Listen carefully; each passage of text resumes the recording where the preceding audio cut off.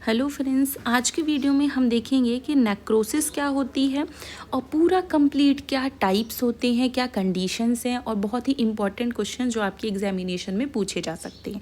इसके बाद आपको कोई भी नेक्रोसिस की वीडियो देखने की कभी भी ज़रूरत नहीं होगी। थोड़ा बड़ा हो सकता है वीडियो 10 मिनट्स के आसपास, लेकिन आप अगर देखोगे तो आपको सब कुछ क्लियर हो जाएगा।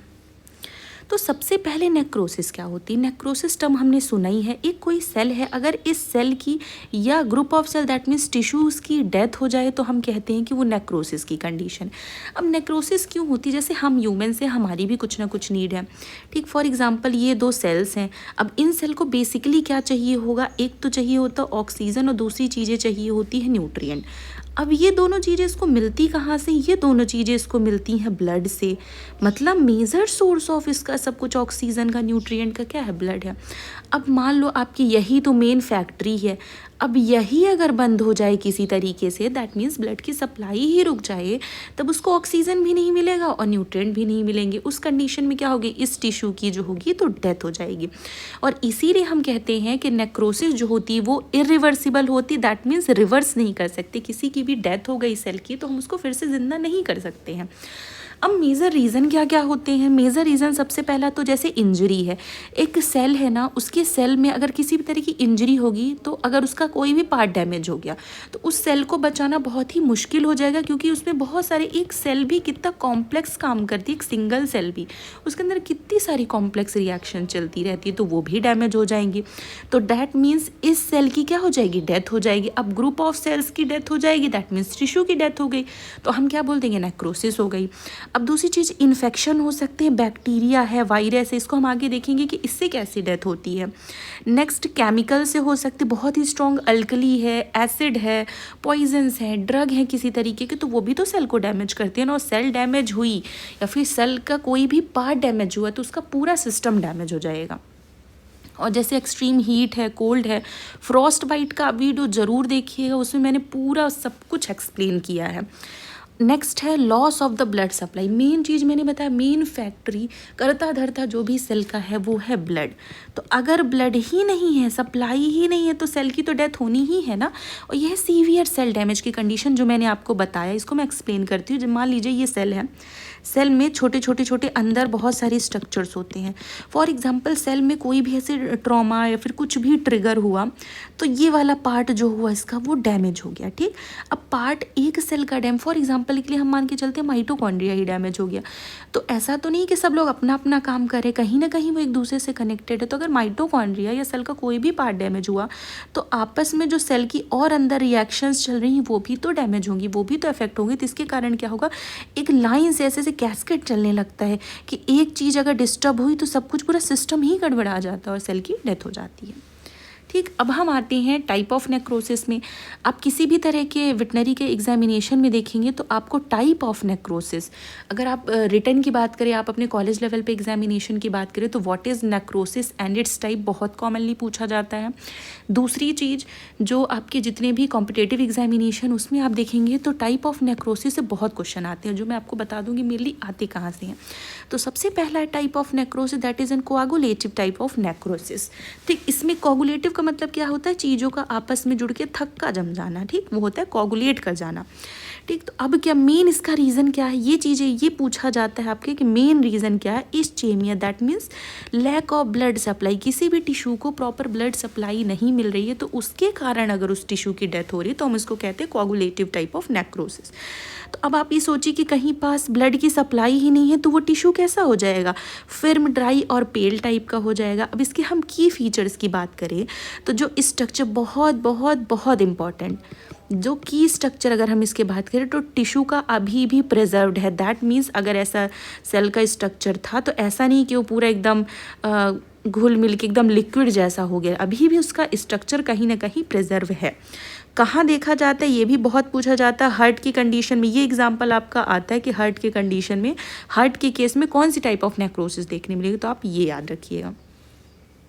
नेक्स्ट है लिक्विफैक्टिव टाइप ऑफ। लिक्विफैक्टिव का मतलब ही है कि जो भी सेल है वो एकदम लिक्विड जैसा बह रहा है, एकदम पूरा स्ट्रक्चर उसका डिस्टर्ब हो गया, सब कुछ डिस्टर्ब हो गया, एकदम पूरा सेल का स्ट्रक्चर ही नष्ट हो गया, वो एक लिक्विड जैसा बन गया। अब देखिए ये चीज़ होती क्यों है। मान लीजिए हम एग्जाम्पल के लिए मानते हैं कि किसी भी तरह का इन्फेक्शन है बॉडी में, ठीक, इन्फेक्शन है तो जो भी बैक्टीरिया है या फिर जो बैक्टीरिया के जो भी उसने टॉक्सिन्स रिलीज़ किए उसके कारण क्या हुए, सेल्स की डेथ हो रही है।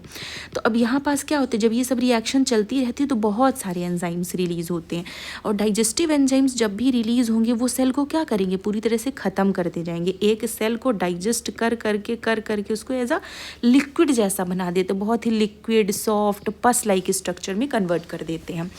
तो ये एंजाइम कहाँ से आते हैं, डेड सेल से आ सकते हैं, बैक्टीरिया से आ सकते हैं। बहुत बहुत बहुत important condition. That means brain में ये चीज़ हमें अगर पूछा जाता है कि ब्रेन में किस टाइप ऑफ नेक्रोसिस देखने मिलेगी, तो वह लिक्विफैक्टिव टाइप ऑफ नेक्रोसिस आपको ब्रेन में देखने मिलेगी। नेक्स्ट हम आ जाते हैं केशियस टाइप ऑफ नेक्रोसिस, ठीक, ये दोनों का कॉम्बिनेशन होती है। दैट मीन्स कोआगुलेटिव का और लिक्विफैक्टिव का दोनों का नेक्रोसिस का कॉम्बिनेशन होती है। इसका मतलब क्या होता है कि चीज़ like I am really sorry guys, थोड़ा मम्मी ने बुला लिया था इसलिए मुझे ब्रेक करना पड़ा था वीडियो को थोड़ा। तो हम बात कर रहे थे केशियस नेक्रोसिस, तो मैंने बोला कि ये दोनों चीज़ों का कॉम्बिनेशन होता है। अब सबसे इम्पॉर्टेंट चीज़ जो है ये हमें कहाँ देखने मिलेगी, ये कंडीशन हमें टीबी की कंडीशन में देखने मिलेगी। देखिए उसमें होता क्या है कि जो इसमें टीबी की जब भी कंडीशन स्टार्ट होती है ना, तो अपना इम्यून सेल जो होता है वो एक्टिवेट होता है, लगातार इसको मैक्रोफेजेस जो होते हैं मारने का ट्राई करती रहती है, लेकिन मार नहीं पाती, ठीक है ना, जो भी इन्फेक्शन स्प्रेड हो रहा है। तो इसके कारण क्या होता है, इन्फ्लेमेटरी रिएक्शन जो होते हैं वो लगातार चल रही हैं, और साथ में एंजाइमेटिक रिएक्शंस भी चल रही हैं, ठीक है, ये दोनों चल रही हैं। तो इसके कारण स्ट्रक्चर कैसा होने लगता है, धीरे धीरे सॉफ्ट वाइट और चीज़ लाइक, अपने चीज़ को जैसा देखो एकदम वैसा से स्ट्रक्चर देखने मिलता है। तो सबसे इंपॉर्टेंट चीज़ जो है आपको याद रखना है कि हमको ट्यूबरकुलोसिस के इन्फेक्शन में ये टाइप ऑफ नेक्रोसिस देखने मिलता है, जो आपके लिए सबसे इंपॉर्टेंट है। कोई भी क्लियर सेल का स्ट्रक्चर नहीं देखने मिलेगा, दैट मीन्स सेल का स्ट्रक्चर कंप्लीटली डिस्ट्रॉय हो चुका होगा, ठीक। Next type of necrosis is the fat necrosis. Fat समझ में आ रहा है कि फैट टूट रहा है। अब देखिए फैट टूटेगा तो क्या बनेगा, फैटी एसिड बनेगा। अब जो ये फैटी एसिड बना है ना, ये फैटी एसिड क्या होता है, फैटी एसिड जो होता है वो कंबाइन कर जाता है कैल्शियम के साथ। अब कैल्शियम के साथ कंबाइन करके क्या बनाता है, एक हम कह सकते हैं चौकी सा स्ट्रक्चर, या फिर चौकी वाइट डिपॉजिट, ऐसा लगता है कि इससे चौक डिपॉजिट हो गया हो, ठीक, ऐसा स्ट्रक्चर बनने लगता है। तो मेनली अब ये दो इसके टाइप्स भी होते हैं, that is an enzymatic fat necrosis and traumatic fat necrosis. मतलब पहला जो है एंजाइमेटिक फैट नेक्रोसिस, मतलब एंजाइम्स बहुत ज़्यादा रिलीज़ हुए हैं, उस एंजाइम ने फैट की नेक्रोसिस कराई। अब क्योंकि हमें पता है फैट को जो तोड़ने वाला एंजाइम वो मेनली कहाँ से रिलीज़ होता है, पैनक्रियाज से रिलीज़ होता है। तो फॉर एग्जाम्पल अगर पैनक्रिया में इन्फेक्शन है और पैनक्रियाज में इन्फ्लेमेशन हो गया है, तो क्या होगा, पैनक्रियाज से जो भी एंजाइम्स रिलीज़ हो रहे हैं वो ज़्यादा होते हैं। तो ये एंजाइम जो होते हैं वो फैट पे काम करते हैं और फैट का ब्रेक डाउन करने लगते हैं। फिर यही वाली प्रोसेस आपकी जो है तो रिपीट होने लगती है कि फैट टूटा, फैटी एसिड में कैल्शियम के साथ जुड़ा और चौकी से उसने डिपॉजिट बना लिया। फिर नेक्स्ट होता है ट्रोमेटिक फैट नेक्रोसिस, जो कि हमको जनरली अपने ब्रेस्ट टिश्यूज़ में देखने मिलता है कि वहाँ कोई डैमेज हुआ, कोई इंजरी हुई, उसके कारण जो हुए तो फैट के जो भी टिश्यूज़ थे वो धीरे धीरे टूटने लगे, और टूट के वही सेम प्रोसेस ये रिपीट हो रही है। एग्जाम्पल याद रखिएगा, वेरी इंपॉर्टेंट, कि कहाँ देखने मिलता है, पैनक्रियाज में और ब्रेस्ट टिश्यूज़ में। अब नेक्स्ट है हेमरेजिक नेक्रोसिस, ठीक, इसको हम क्या कहते हैं, वेरी वेरी इंपॉर्टेंट, इसको हम रेड इन्फार्क्ट भी कहते हैं। अब होता क्या है मैं समझाती हूँ। मान लीजिए ये सेल है, ठीक, अब ये सेल क्या है, कुछ भी कंडीशन, कोई भी फॉर एग्जांपल इन्फेक्शन था, ट्रॉमा था, कुछ भी था, इस सेल की हो चुकी है, ये टिश्यूज़ की जो है तो डेथ हो चुकी। अब यहाँ पास ना नॉर्मली इसको कैसा हो जाना चाहिए था, ऐसे ग्रेइश या ब्लैकिश सा हो जाना चाहिए था, ठीक। अब यहाँ पास आस पास हर जगह से ब्लड इसको सराउंड कर लेता है। अब इसको डेड टिश्यू को चारों तरफ से अगर ब्लड सराउंड कर लेगा तो ये कैसे स्ट्रक्चर दिखने लगेगा, एक ब्राइट रेड सा स्ट्रक्चर देखने मिलता है। अब ऐसा क्यों हो रहा है, हो सकता है यहाँ पास जो ब्लड आ गया है वो वापस जा नहीं पा रहा, बाहर नहीं निकल पा रहा, ये भी कंडीशन हो सकती है। तो ब्लड जो होता है वो एंटर कर जाता है डेड टिश्यू में, हो सकता है वीनस ब्लॉकेज के कारण कि ब्लड यहाँ से वापस लौट ही नहीं पा रहा है, तो जो अपना टिश्यू जो है वो रेड अपीयर हो रहा है। डेथ तो हो गई है टिश्यू की, लेकिन वो रेड अपीयर हो रहा है, ठीक। Blocked Venus drainage and tissue twist या फिर टॉर्शन की कंडीशन में देखने मिलता है। ठीक, इंपॉर्टेंट आप याद रखिएगा example that is in testicles में, टॉर्शन की कंडीशन में और लंग्स में, ये दो चीज़ें हमें यहाँ देखने मिलता है। ठीक है, मैंने आपको समझा दिया। नेक्स्ट है फिब्रिनॉइड नेक्रोसिस। ये मेनली नेक्रोसिस अपनी immune related necrosis that is immune system के कारण होती है। अब फॉर एग्जांपल मान लीजिए ये ब्लड वेसल्स है, ठीक, ब्लड वेसल्स है, अब अपना क्या है इम्यून सिस्टम एक्टिवेट हुआ। अब जब इम्यून सिस्टम एक्टिवेट हो गया ना तो इसने धीरे धीरे क्या हो, फिब्रिन का यह पूरे वेसल को डैमेज किया। अब इम्यून सिस्टम एक्टिवेट हो गया। इम्यून सिस्टम क्या अच्छा भी होता है बुरा भी होता है। अब इम्यून सिस्टम ने अपने ही उसको मारने लगा, ब्लड वेसल्स को डैमेज कर दिया। अब ब्लड वेसल डैमेज हो जाती है तो धीरे धीरे क्या होता है, यहाँ फिब्रिन का डिपोजिशन होने लगता है। फिब्रिन का डिपोजिशन होने लगता है तो इसके कारण क्या होती है, टिश्यूज़ वगैरह की डेथ होने लगती है। तो इस कंडीशन को हम कहते हैं fibrinoid type of necrosis. Very important याद रखिएगी हमको ऑटो इम्यून डिजीज़ में, क्योंकि सेल्स जो अपना इम्यून सिस्टम वो खुद को ही तो मार रहा है, तो हमको कहाँ देखने मिलेगा, इम्यून ऑटो इम्यून डिसऑर्डर्स में देखने मिलेगा। दूसरा वेसिकुलाइटिस की कंडीशन में। नेक्स्ट है ए वस्कुलर नेक्रोसिस। ए वस्कुलर टर्म से ही समझ में आ रहा है कि ब्लड की सप्लाई रुक चुकी है। तो ब्लड की सप्लाई कहाँ रुक गई है, बोन में रुक गई है। ठीक, बोन टिश्यू, जिसके कारण धीरे धीरे कोलैप्स होने लगते हैं। मे भी हो सकता है trauma, steroid, alcohol, joint dislocation की कंडीशन। एज सच इससे उतने क्वेश्चन नहीं आते हैं, बट बाकी और मैंने आपको बता दिया कहाँ इंपॉर्टेंट है। लेकिन आप अगर रिटर्न में लिखोगे तो आपको तो फिर ये पूरे टाइप लिखने पड़ेंगे। नेक्स्ट है अब एग्जैक्टली होता, अगर लॉन्ग में आता है लिखने के लिए तो आपको सब कुछ लिखना पड़ेगा। तो एग्जैक्टली होता क्या है सेल के अंदर एक नेक्रोसिस के टाइम पे। अब देखिए क्या होता है, ब्लड सप्लाई रुक गई, अब ऑक्सीजन धीरे धीरे गिरने लगता है। अब ऑक्सीजन गिरने लगा तो एटीपी नहीं बन पाएगा प्रॉपर सेल में। अब एटीपी ही नहीं मिल रहा ना, तो एक जो सेल होती है उसकी धीरे धीरे सेल की जो मेम्ब्रेन होती है वो ब्रेक डाउन होने लगती है।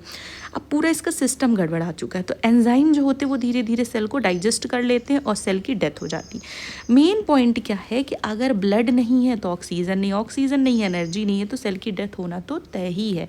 क्योंकि एट द एंड जैसे हमें मनी की ज़रूरत होती है, आप कह सकते हो बेसिक जो भी हमारी नीड्स है उसको एटलीस्ट फुलफ़िल करने के लिए, तो वैसे ही सेल को एटीपी की ज़रूरत होती है और उसके लिए ब्लड सप्लाई का होना बहुत ज़रूरी है।